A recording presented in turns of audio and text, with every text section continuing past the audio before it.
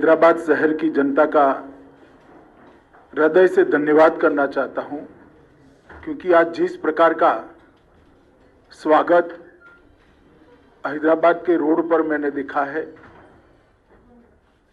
शायद ही मैंने तेलंगाना में, हैदराबाद में, अन्य हिस्सों में भी इस प्रकार का स्वागत देखा है। जिस गर्मजोशी के साथ हैदराबाद की जनता ने भारतीय जनता पार्टी के नेताओं का स्वागत किया है और अपना समर्थन इस चुनाव में मोदी जी के नेतृत्व पर, हमारे प्रदेश नेतृत्व पर और भारतीय जनता पार्टी के लिए जताया है, इसलिए मैं हैदराबाद की जनता का हृदय से धन्यवाद करना चाहता हूं। पूरे रोड पर जहां पर भी गए, 1 इंच भी जगह खाली नहीं दिखाई पड़ती थी और मुझे भरोसा है रोड शो को देखकर कि इस बार भारतीय जनता पार्टी सीट बढ़ाने के लिए, संगठन बढ़ाने के लिए नहीं लड़ रही है।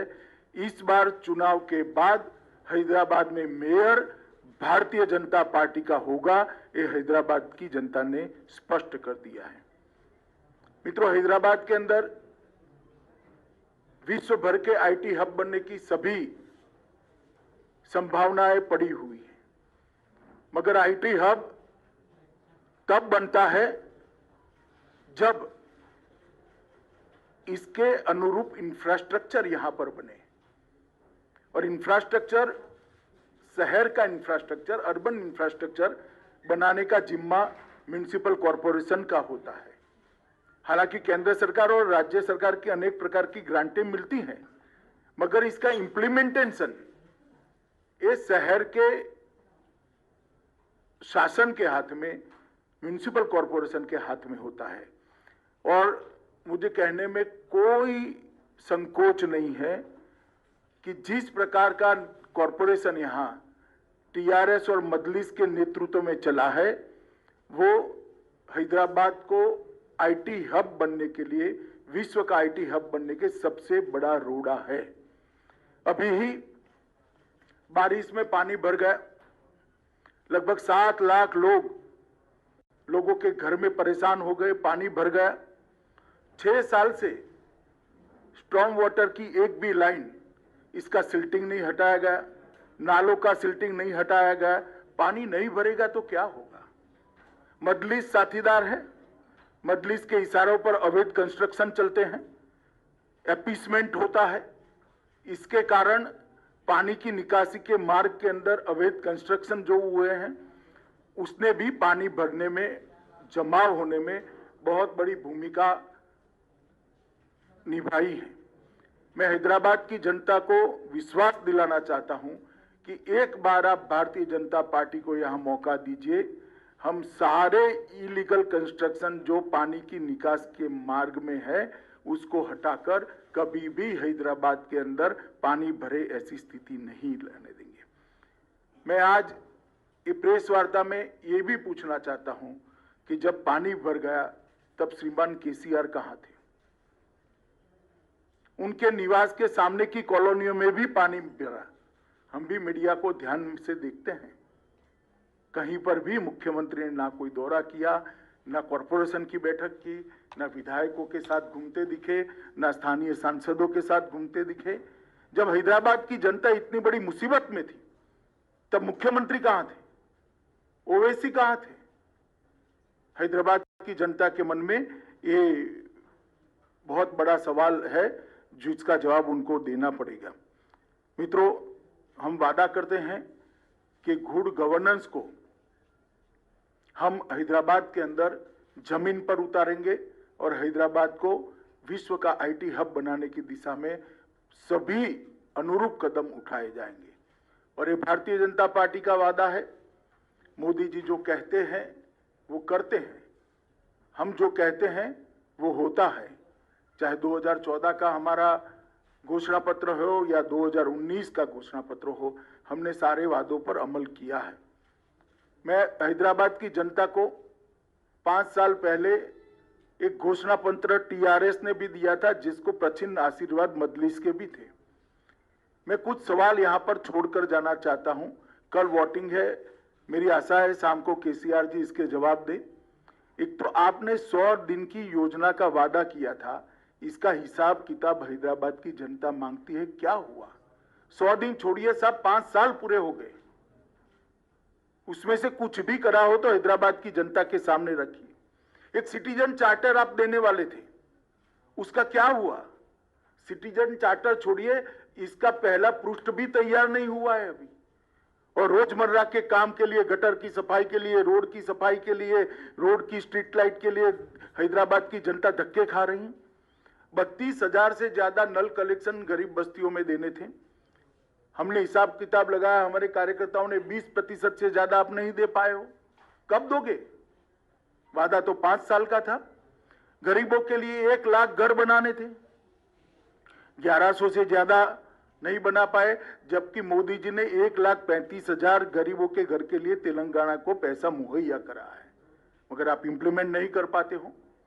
आपके फार्म हाउस से बाहर निकलकर सचिवालय में आओगे तभी तो शायद कभी इंप्लीमेंटेशन होगा। भूसी नदी के साथ साथ 42 किलोमीटर का 6 लेन रोड बनाना था। मेरा सभी मीडिया वालों को निवेदन है कि आपकी वैन जरा भूसी नदी के किनारे किनारे घुमाकर वो 6 लेन का रोड हैदराबाद की जनता को एक बार दिखा दीजिए जरा। हैदराबाद की जनता श्रीमान आपसे पूछती है कि वादों का क्या हुआ। 15 डंप यार्ड बनाने थे, एक डंप यार्ड का बोर्ड भी तो दिखा दीजिए। कहां गए वो 15 डंप यार्ड? 4 प्रेक्षागृह रविंद्र भारती की तर्ज पर आप बनाने वाले थे, क्या हुआ? 10,000 करोड़ की एक योजना लेकर आए थे आप, कहां गए 10,000 करोड़? कब खर्च किया? म्युनिसिपल कॉर्पोरेशन के बजट का योग भी बना ले तो इतना नहीं होता है। एक हुसैन सागर को स्वच्छ तालाब बनाने का, एक स्वच्छ स्पॉट बनाने का, टूरिस्ट स्पॉट बनाने का वादा किया था। मैं अभी अभी हुसैन सागर के पास से आया हूं, आप हर रोज जाते हैं, मैं इसके बारे में कोई और टिप्पणी नहीं करना चाहता। गांधी और उस्मानिया हॉस्पिटल की तर्ज पर 4 नए अस्पताल बनाने थे, हमें तो दिखाई नहीं दिए। मोदी जी ने एम्स में मेडिकल कॉलेज दिया, मजदूरों की जो अस्पताल है इसमें भी मेडिकल कॉलेज दिया, और अस्पतालों को कंप्लीट करने का काम मोदी जी ने किया। अरे साहब वो तो छोड़िए, आपने कुछ नहीं किया। मोदी जी ने एक आयुष्मान भारत योजना लाए हैं जिसमें हैदराबाद के अर्बन गरीब के लिए 5 लाख रुपए की पूरी हेल्थ का खर्चा भारत सरकार उठाने वाली है। आपने पॉलिटिकल रीजन से मोदी जी हैदराबाद में लोकप्रिय हो जाए इसलिए उसका भी इंप्लीमेंटेशन नहीं किया, और हैदराबाद के गरीब को आपने 5 लाख रुपए के स्वास्थ्य योजना से महरूम रखा है। आज हैदराबाद में कोई भी गरीब बीमार पड़ता है तो उसको 5 लाख रुपए की दवाई नहीं मिलती, ऑपरेशन नहीं करा पाता, अपने बूढ़े माँ बाप का, अपने छोटे बच्चे का इलाज नहीं करा पाता। क्या बिगाड़ा है इन लोगों ने? मोदी जी की पॉपुलैरिटी तो वैसे ही केसीआर साहब होने वाली है। भारतीय जनता पार्टी की सरकार ने हैदराबाद और तेलंगाना के लिए काफी कुछ किया है। हैदराबाद मेट्रो प्रकल्प 16,000 करोड़ की लागत से, जिसको 30 किलोमीटर लंबा बनाया, इसका उद्घाटन प्रधानमंत्री जी ने भी किया, प्रधानमंत्री जी ने ही किया। प्रतिष्ठित शैक्षणिक संस्थानों की स्वीकृति की, 4 बनाए हैं। Biodiversity research centre Hyderabad, centre for innovation for defence excellence Hyderabad, ऐसे 4 बनाए हैं। 40,800 करोड़ की इंफ्रा योजनाओं की घोषणा हम पहले ही कर चुके हैं, जिसमें हैदराबाद बेंगलुरु राजमार्ग, हैदराबाद विजयवाड़ा राजमार्ग, शहरी क्षेत्र के विकास के लिए अमृत मिशन लाया। ग्रेटर हैदराबाद नगर निगम में 3.30 करोड़ मूल्य के 2 पार्क विकसित किए गए।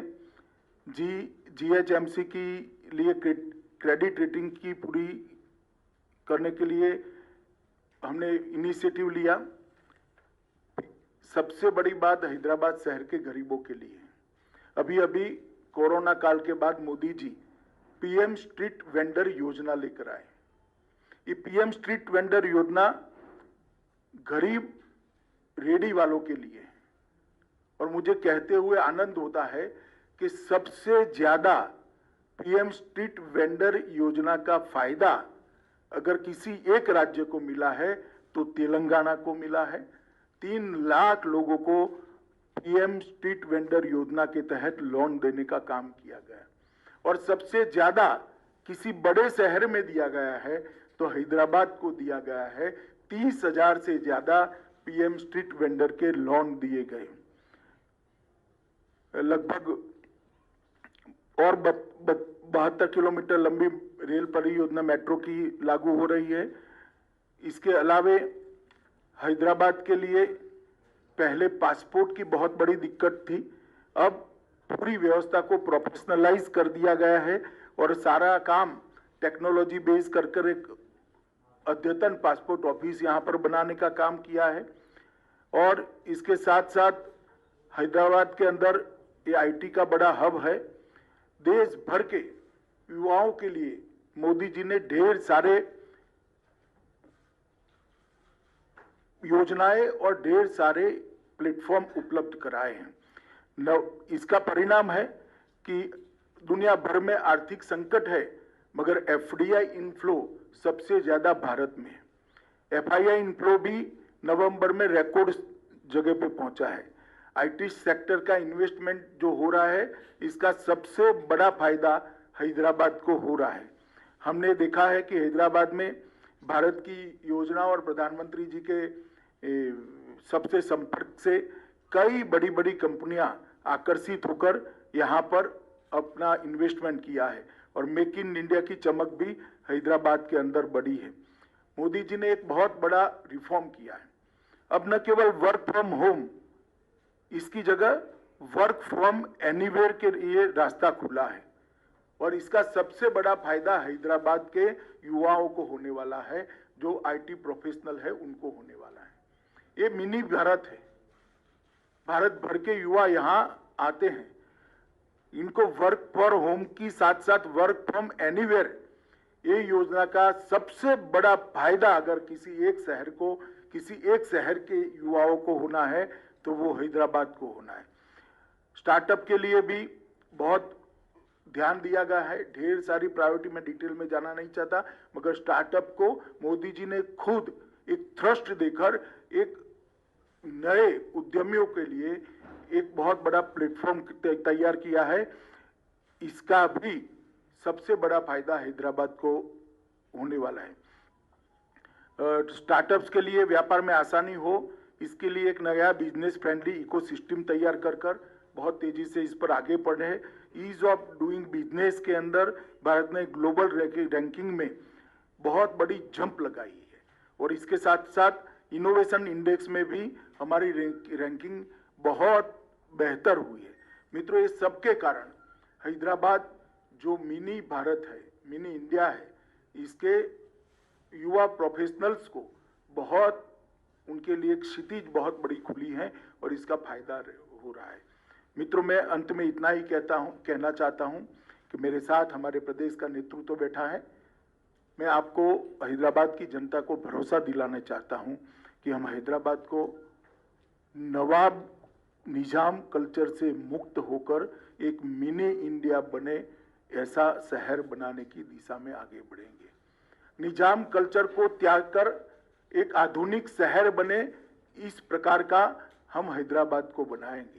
यहाँ किसी का अपीसमेंट नहीं होगा, किसी के साथ अन्याय भी नहीं होगा। इस प्रकार की नई कार्य संस्कृति का विकास हम यहाँ पर करेंगे। हम डायनेस्टी से डेमोक्रेसी की ओर जाना चाहते हैं। चाहे ओवैसी साहब की पार्टी हो, चाहे टीआरएस की पार्टी हो, हमें तो बहुत सवाल करती हैं, मगर मैं पूछना चाहता हूं कि इतने बड़े तेलंगाना में आपके परिवार के अलावे आपको कोई नहीं मिलता है जी? आपके बाद आपका परिवार ही क्यों आता रहता है और किसी में टैलेंट ही नहीं है? हम डायनेस्टी से डेमोक्रेसी की ओर देश के लोकतंत्र को ले जाना चाहते हैं, हैदराबाद और तेलंगाना को ले जाना, भ्रष्टाचार से पारदर्शिता की ओर ले जाना चाहते हैं। भ्रष्टाचार सारी सीमाएं लांघ गया। अपने अपने रहन सहन को देख लीजिए तो आपको मालूम पड़ेगा कि किस प्रकार का भ्रष्टाचार तेलंगाना की जनता ने सहन किया है। तुष्टीकरण से हम सम विकास की ओर जाना चाहते हैं।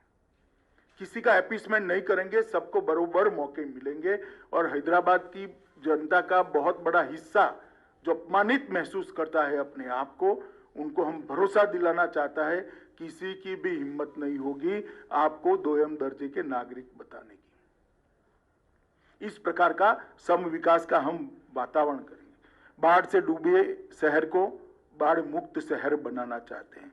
और मैं एक सवाल फिर से श्रीमान चंद्रशेखर राव जी से पूछना चाहता हूं, ये मजलिस के साथ आप जो समझौता करते हो इसमें हमें कोई आपत्ति नहीं है, कोई आपत्ति नहीं, कर सकता है लोकतंत्र में कोई भी व्यक्ति किसी के साथ भी जाता है, मगर गुप्त समझौता क्यों करते हो? इतनी हिम्मत क्यों नहीं है कि मजलिस के साथ खुलेआम सीट शेयरिंग कर कर लड़े? एक कमरे के अंदर इलू इलू कर कर आप सीटें बांटते हो। सार्वजनिक रूप से हैदराबाद की जनता के सामने अभी भी प्रचार में 1 घंटा बाकी कह दीजिए कि हाँ हमारा मजलिस के साथ समझौता है। क्यों हिम्मत नहीं है आपकी? इसका जवाब केसीआर और मजलिस दोनों ने होना चाहिए। और मित्रों, मैं मानता हूं कि आज सरदार पटेल के कारण ही ये हमारा तेलंगाना यहां से लेकर मराठावाड़ा तक और हैदराबाद भारत के साथ जुड़ा हुआ है। जिन्होंने उस वक्त पाकिस्तान में जाने की मुहिम चलाई थी, वो सभी संस्कृति से, ये निजाम संस्कृति से हम मुक्त कर कर एक विकसित शहर हैदराबाद को देना चाहते हैं। इसलिए मेरी हैदराबाद की जनता से करबद्ध निवेदन है कि एक मौका भारतीय जनता पार्टी को दीजिए। हम हैदराबाद को विश्व का आईटी हब बनने के लिए पूरे इंफ्रास्ट्रक्चर की तैयारी करेंगे और मोदी जी का आशीर्वाद है ही है, तो हैदराबाद अपने आप आईटी हब बनेगा, इसको मुझे भरोसा है। मेरी बात समाप्त हुई। आप एक एक Subscribe to our channel by clicking the subscribe button. Click the bell button and enjoy the latest uploads from our channel.